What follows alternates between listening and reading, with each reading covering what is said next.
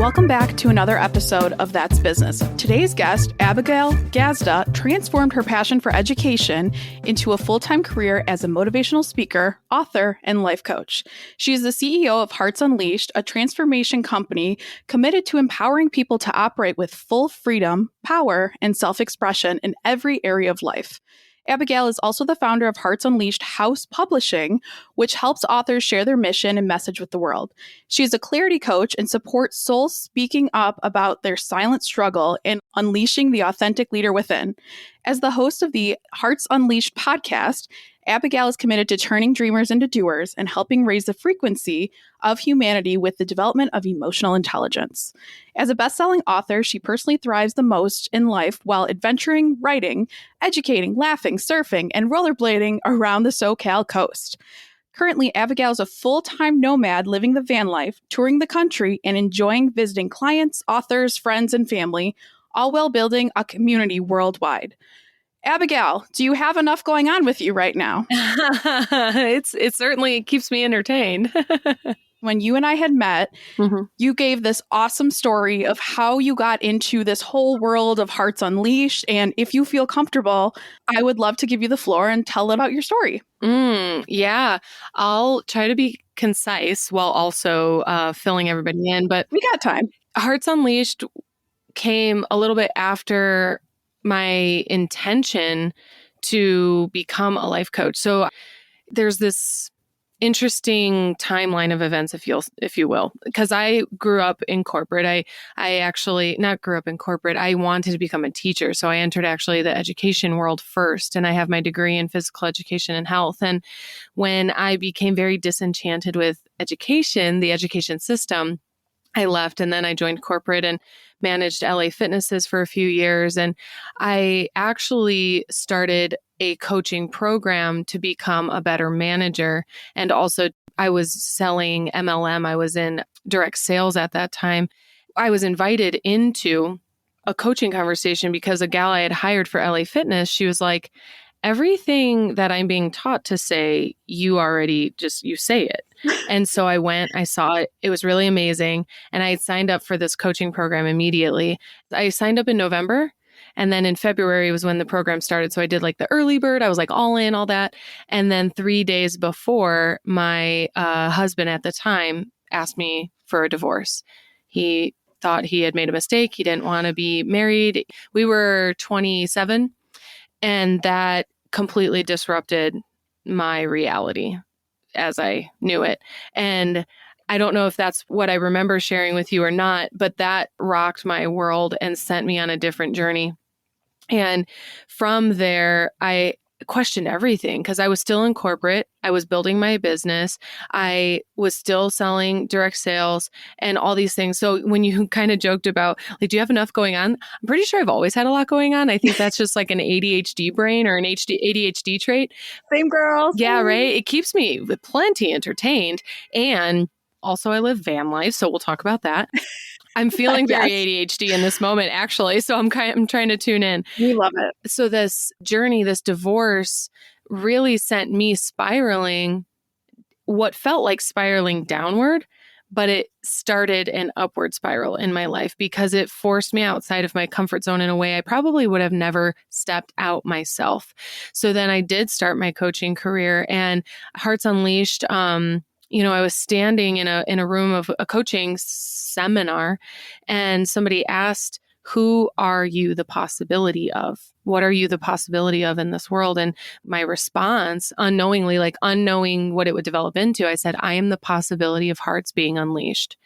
I know myself as a coach. Yeah. As a coach, I don't exist, right? Like I'm committed to being a mirror for others, for them to see their greatness. I know I'm great. I've done that work, but you don't need to see how great I am. I want you to see how great you are. I want people to see that their heart being unleashed in the world is what's important and a contribution and really special.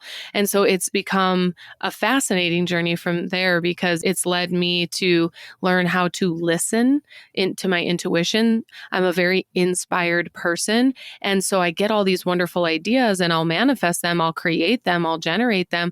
But, as I've grown, I've really prioritized it coming from an inspired place and inspiring others, not just for me or thinking I have a good idea, but truly having others live out loud too. I love that. That's incredible. And I love where the backstory of the name Hearts Unleashed, because I was going to ask you about that, but that's incredible. Yeah. Now, one thing that may be interesting, especially to viewers, because there's 5,000 people that claim to be life coaches out there that don't have the training or do all the great things you do. Mm-hmm. Now, what's the difference with you being a clarity coach? What does that exactly mean? Great question. And you are right about that. In fact, I went through a year-long program to become certified in the area that not in the area, because what we were certified in is ontological coaching. And I don't use that term anymore. I used to in my coaching, I used to say, I'm an ontological life coach. And people, I spent more time explaining that than doing the work. But ontology is the study of the nature of being. And in the first weekend, so we had these intensives where we would go in person, and I was in Chicago at the time. And in my first weekend, we trained for about 20 hours. And at the end of the weekend, they said, you are officially more trained than, like you said, 5,000 people, than 90% of the people out there calling themselves coaches. And so it was a very interesting start. It was called accomplishment coaching. And if anybody is interested in becoming a certified coach, I 10 out of 10 recommend that program.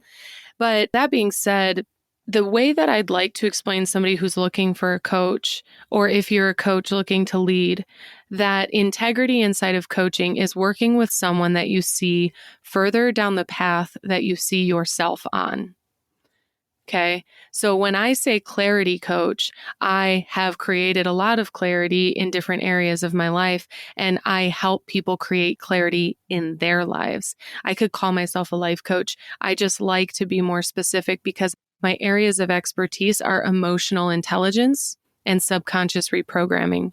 And when I say clarity, the clarity around the trauma that dictates the direction and quality of your life, having quality around what there is to heal within you, because so many of us are acting, thinking, behaving, choosing, reacting from unhealed trauma from our inner children. And anyone can do that, but what it's as an adult in the world and you meet another adult body who acts like a child emotionally, and that a lot of us are confused by that in the world. However, it's because they haven't done the healing work that there is. The other side of that. So I've been speaking about restorative coaching. The restorative coaching inside of what I do is getting people clear and back to themselves and back to a person maybe they've never met before, the grown version. So whatever age I meet somebody at, I ask, what would it be like to be the age you actually are instead of the age you're currently behaving, right? So we look at that. And then there's transformational. Yeah, right? I can get down some rabbit holes. But anyways, transformational coaching then becomes more like, I know who I am. I'm clear about my definition of success, not others or societal definition of success. I'm clear about who I am, what I want, what my purpose is, what I'm here to do, the direction I'm headed. And the transformational coaching is sprinting in the direction that you actually want to be going. And so we create a lot of clarity around what success is like. I could call myself a business coach. I could call myself a spiritual coach. Like there's all sorts of things I could name myself, right? And I've just noticed that clarity coach stands true and through most things that I'm working on with people. Now, what are some of those, and of course, with clients, you're not going to air their dirty laundry, but what are some examples of where you help people find clarity, or if you have like a niche of clients or who you often see and kind of help out there? Yeah, great question. So I'm going to answer that in two ways because there's two major parts of me at this moment. One is Hearts Unleashed and what that has created. And Hearts Unleashed exists as a cohort. First off, there's a group of coaches. There's a community of people, clients, participants, students in whatever capacity, because Hearts Unleashed is committed to having the transformational coaching and spiritual products, services, and programs for people at every budget. And so I love to offer work for everyone, no matter where they're starting or where they're headed. So Hearts Unleashed has 4 primary courses, one in self-discovery, which is where people start as like the enough is the enough crowd, the one ready to flip the table on their life. And so they go into self-discovery. Yep. And then once they've discovered themselves, we move into self-development. And so self-development is, again, I know who I am, I know what I want, and I know where I'm going. Let's do that. So it's an amplification. Then there's self-mastery. Now, this became very important to me because I noticed the self-development industry profits off people staying in self-development. And that kind of pisses me off. I get a little mama bear about that. Yes. Right? We don't need people in the world walking around like, what's wrong with me? I need to fix this. What's wrong with me? I need to fix this. Because if you're always fixing, you're never, expanding. And so the third course I created was self-mastery.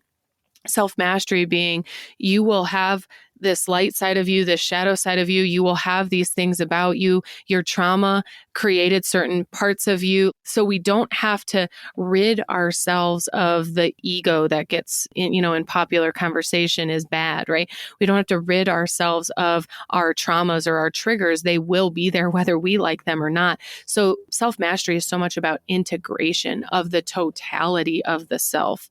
And so that way people can move beyond like imagining that life is all good all the time, or it's supposed to be like super smooth and super fluffy all the time, like that you are actually a human that doesn't have a perfect life. You have a heart that can withstand an imperfect world.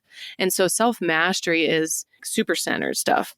And then the fourth course of that in Hearts Unleashed is transcendence. They have names within, but I'm just sharing the stages of transformation. And transcendence being, I have mastered myself and I have been able to integrate my humanness, but I'm also going to elevate into my divine purpose and identity. And so it's that next level. By that time, I notice people end up on a very spiritual journey, no matter what it is that they believe in. And so that's Hearts Unleashed in as much of a nutshell as I can put it in. Let me preface one more thing. Hearts Unleashed House. You mentioned the publishing house in my intro. The publishing house is to help authors. So that's also very tangible 3D work. Like, okay, let's, put your book into production. Let's do the marketing. So I am a book coach as well. I'm a writing coach and I love that work. That is not something that you could just head to my website and purchase. It's something that I interview people with. And when people are ready to write their book, it's a very emotional journey. And so I integrate the production piece with the emotional growth that putting a book out into the world actually is and does. That's another aspect of Hearts Unleashed. But the development of myself throughout this journey, the spiritual side of it has become stronger and stronger. And so I do a lot more channeling, a lot more healing work, but not trauma healing, the expansion work, meaning I do in-person events like a half-day intensive or VIP sessions with a high caliber client who may already have a really functional business, who's ready to take it to the next level. And so that's been an evolution for myself too, because Hearts Unleashed was as far as my eye could see for many, many years. And then this other aspect came in like, no, you are a guide, a guardian angel, a mystic. And I was like, what is that? How do I sell that? How do I talk about that? That was very new. And so, yeah, it's been quite a journey to be able to share that. And I think that one other piece I'd like to share in this moment is the evolution was the same, like in self-mastery and transcendence. I was applying my own courses to the work that was being called to me to step up as a spiritual leader or as a guide. And so I had to practice ownership of what I knew about myself or what I was sensing to do or receiving guidance with the fear, like integrating the fear of judgment, rejection, ridicule, people calling me crazy or silly or arrogant or anything like that. And so that's been a really interesting evolution. Something that's really fascinating about you and something for listeners, of course, I checked out your website and I love that you have completely free resources or, of course, the higher ticket items for what you said, but I have not seen that from anyone else in your field. Mm-hmm. It's either, and I'm not going to generalize, Right. but it oftentimes is spend the tens of thousands of dollars with me or don't work with me. And that's where I know it gets turned off for a lot of people, but a lot of people need life coaching or they need clarity coaching, which you offer. And I love that you have the 4 different stages. I wanted to give you some love on that, of course, but you were doing great. I couldn't interrupt and say that. So I was like, you go, girl, get it going. But I wanted to talk about where did the idea come from the book? Because you're a best-selling author, and how did you come up with this idea to offer a publishing house too with it? Thanks. The first book that I wrote, so I've written 3 books, authored 3 books myself, and then I have ghostwritten 6 books for other people. So I wanted to include that in the answer because Hearts Unleashed House actually, it's been a same thing as the spiritual journey, like invited, and I resisted or feared or concerned, So I wrote my first book in 2017. It's called Giving Up, the Memoir of a Quitter. And that book, I realized my own unlovable story, like that I spent most of my life trying to earn love and gain approval and be validated. And when I realized that, immediately I saw all the identities that I ever had created to not quit, to get love, earn love, and be enough. And so I wrote the story of quitting all of that, quitting people pleasing in order to have a life that finally pleases me, quitting suffering, all sorts of stuff. So that book was the birth point.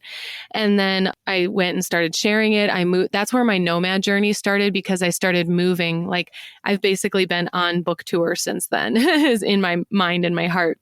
I love that. Yeah, right. And so then I got picked up as a ghostwriter. I was sharing my first book and I was at a conference and I asked the leader at the conference, like, will you look at my book? Like, I have every intention of being a New York Times bestseller and I'd love your feedback about this book. And he came right up to me the next day and said, will you write for my company? And I was like, I was so honored.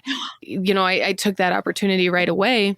And I wrote, I think 3 books with him and then realized, so writing for other people, when you're a ghost writer, you are a ghost. Nobody knows you've had anything to do with that book, which is totally fine. And it's like being a surrogate mother. So you're having a baby and then giving it to someone else. And so it's extensive. It's extensive and laborious work for the body, writing a book in general, if you're doing it for yourself or for someone else. And so I took a break from that. And that's when I wrote my second 2 books, Talking to the Trees and Alchemizing Judgment, A Guide Back to Love. So I wrote both of those and published them in 2020. And then I started ghostwriting again. I wrote 3 more books for other people, and it's just been such an evolutionary journey. And I knew to start Hearts Unleashed House in 2019. So something about me, I am a visionary. My strong suit is not logistics. I'm not a fan of sitting at the computer, answering emails, doing the to-do list. I am floaty. And so I knew in 2019 I was meeting enough authors. I was nurturing enough authors. I was helping enough people write their books that it didn't even make sense for me not to be also publishing them, basically. Like that was just the next right step. However, I didn't want to do the logistics. So I called my publisher and I told her about this and she was like, just send them to me. And so I sent 4 or 5 authors to my publisher and they became inundated with my referrals because I was helping so many people write their books. And so it was 2021 when I finally said, it's my turn. I have to step up. It's time to help people get their books in the world because I've really memorized the process. It's not a super fun process, but it's magical and it'll grow you. Let me tell you that much. So that's the Hearts Unleashed House journey. Yeah. Now, what are there a variety of topics you're doing? I'm just so curious about ghostwriting. I've helped a few friends just like be like the moderator, kind of like what we're doing right now. And they just tell their story and they record it just for fun, have a glass of wine or 2 and just talk and record it. But I'm curious, what kind of books are you ghostwriting or what's your experience been with that? Yeah. So I have almost exclusively written self-help memoirs or personal development memoirs. The people that hire me to write a book are leaders or celebrities in their own right. They have communities, TV shows, podcasts as well, like different things. They're great speakers and mostly terrible writers. and I don't mean that bad. I just mean like they can write a post, but they're so much different from writing a Facebook or Instagram post to a long form book and making it a cohesive thought and product.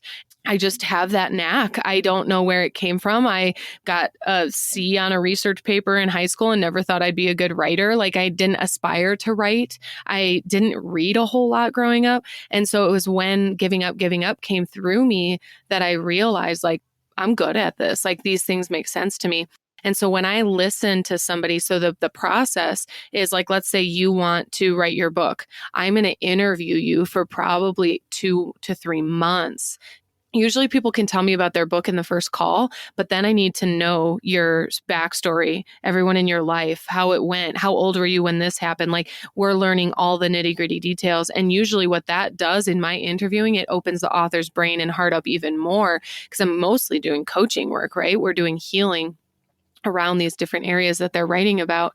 And so it's incredibly extensive, as I said, because I am taking on their identity and their voice as to then put together that cohesive book. And so, whew, it's crazy and beautiful and awesome and wild. I don't know that I answered your question wholly, but that's the experience. Oh, genres. So self-help memoirs, but with publishing. So I am retired. I'm a retired ghostwriter as of March 2022. I wrote my last ghostwriting book because I'm ready to, I have 3 books that are trying to come out of me and I need to make that space for them. And so I'll be getting back to my own writing very soon. But with Hearts Unleashed House, I'm not incredibly specific about the genre of book as much as I am, do I vibe with the author? How are we going to work together? Do they have the goals that I can meet? That sort of thing. Incredible. And I still love that you are on the road doing all of these miraculous and wonderful things you're doing, but kind of transitioning topics on that. I want to hear the story of, because I feel like so many people are like, I want to do van life. I want to do it. I want to do it. And then not many people actually do it. Yeah. But where did the idea come from? And what's been your journey so far that's led you to where you are today? Yeah, great question. My sister and I used to like joke about it, and it's appealing. It's like being a gypsy is appealing in general to us. My dad is he's not nomadic in the same sense, but he is definitely a gypsy soul. And so I think it's always been there in the silent background. And then in 2021, I was in a relationship and we headed out in a Toyota Sequoia and an 18-foot trailer camper and traveled 35 states in 5 months. And I can tell you, I've always loved the idea of this life, and I probably would have never done it on my own. Also, I would have been someone who always just talked about it if I didn't go on that camper trip in a relationship, because that showed me it's very possible, it's very doable, it's safe, it's manageable, and heck, it's fun. It's a ton of fun. Like being able to be in a different state or a different town or go visit someone because you want to, or not visit anyone because you want to, be hiding out in the forest. Like Right. There's all sorts of options. And so the camper trip alone, which I have published on my YouTube channel, which is just my name, Abigail Rose Gazda, but I did a lot of the camper trip vlog. And then now what I'm currently putting out there is the vlog for the entire van build, because I built this thing myself. I bought it as an empty can and had a vision, had most of the vision. I knew how I wanted it to lay out, but it turned out even better than I could have imagined. Well, for those just listening and not seeing video, I mean, it looks beautiful from our point of view now, let alone the fact that you did this all yourself. You go, girl. Thank you. That's incredible. I love watching those on TikTok, especially, or YouTube, of how they all come together. So please send that to me when it's out, because that is incredible. But will do. That's awesome. Okay. What does your day-to-day look like then? Yeah. Of course, you got to get your work done. I'm sure meetings with clients, but what's a typical work day for you? And how you keep yourself structured and aligned? That is going to be a very convoluted answer, simply because I think the fact that I live in a van is probably explanation enough that I don't fit the norm. Yeah. I am not a 9-to-5er. I tried like hell to be. I wish like hell to be, because, the consistency, the safety, the security, the reliability, like all those things, right, that we've grown up believing we're good and right and successful.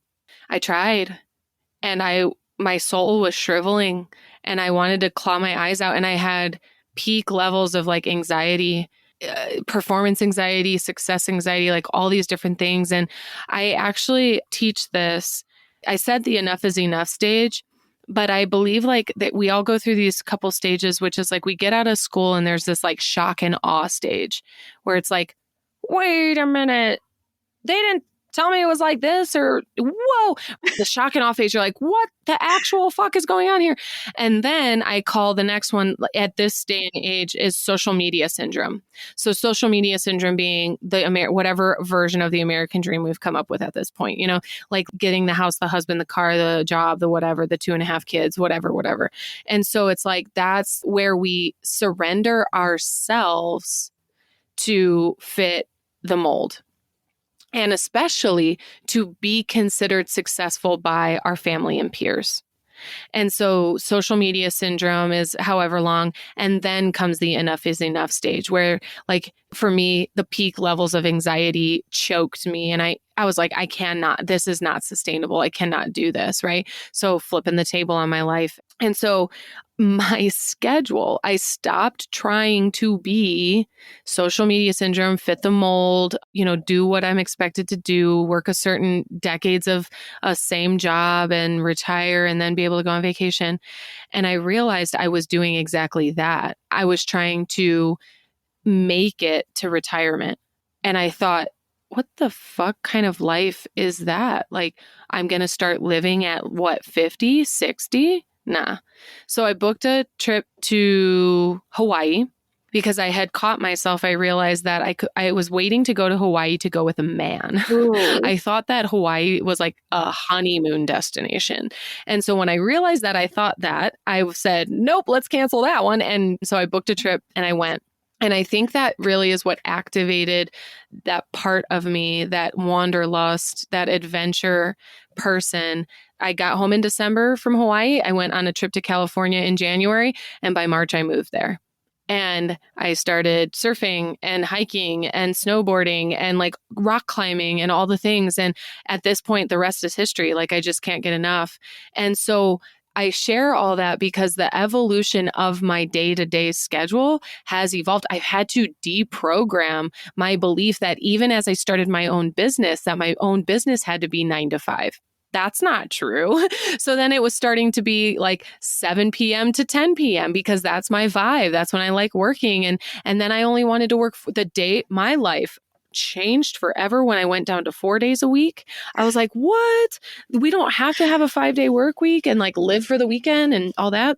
So then I started taking all my Fridays off. Then I started taking all my Mondays as admin days and only working calls like 3 days a week. So it's been a constant paring down. And at this point, like, I work no days a week. I work a couple hours. I work when I want. I work when I flow. I work where it fits. To me, being on this podcast is quote unquote work. And yet I'm having a blast. I'm meeting a new person. I'm sharing my heart with hundreds of people. And so it's just so beautiful because yeah, are there things that feel like work, like the admin stuff I said I don't prefer? Yeah, there's those days. And like after this call, I'm going to go for a 3-hour hike and then I'll work on admin after that. You know what I mean? Yes. It fits because it flows. And I learned that the most through my writing, which is I might not write for 6 days and then write 3 chapters in 6 hours. So I understand the just workflow and I work it. And so I love variety. Yeah, I'll work on a Saturday if I want. I'll work on a Sunday if I want. I'll work on a Wednesday morning if I want. It just kind of fits wherever. Right. So many things you mentioned that I love because I love the oh shit out of college. I think everyone witnessed that of like, wow, not prepared for adulthood at all.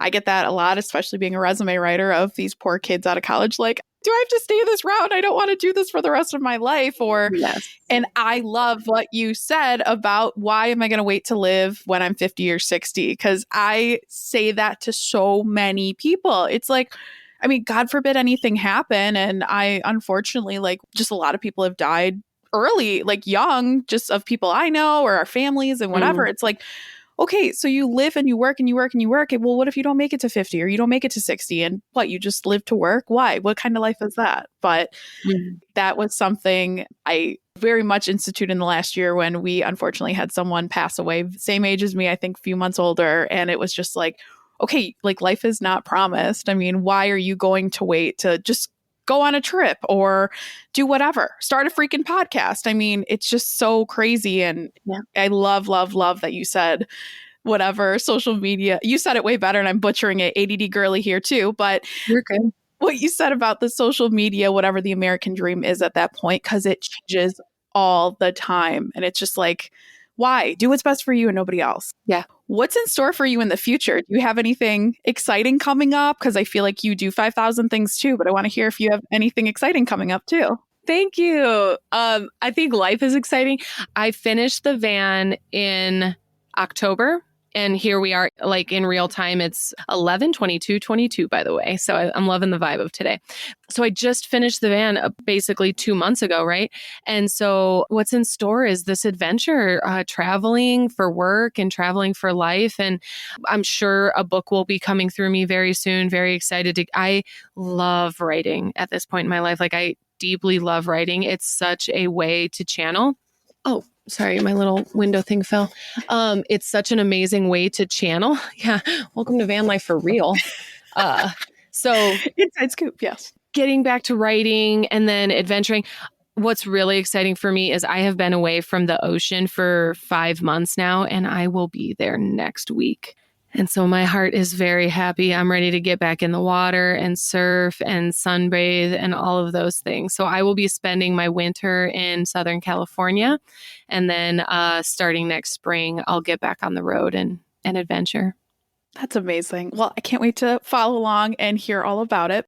And my last piece, I like to ask everyone, what piece of advice do you have for listeners? Oh, man. The one I'd like to share in this exact moment is come up with your own definition of success. If I let my family's or society's definition of success rule my world, I'd still be in Indiana working a 9-to-5, all those different things, trying to fit into boxes that I don't fit into. And I don't condemn those. I think that if it fits each person, like do what really makes you passionate. And for some people that is, working 9-to-5, like there's nothing wrong with that. And you get to say so. And so find your personal definition of success and then chase it wildly. Oh, so good. This has been so much fun, feeling so wildly inspired, which I'm not surprised you are a clarity coach because that makes total sense. So very much on vibe, but good thing, right? Thanks. It's like you know a thing or two, like you've done this or something. Hey. You are incredible. Thank you so much for coming on the podcast. For those of you listening, all of Abigail's information, her YouTube channel to check out her van life, what's going on, all of her socials, her website, if you want to work with her, we'll include all of those. Thank you again so much. This was so much fun. And thank you for those listening, and tune in again for another episode of That's Business.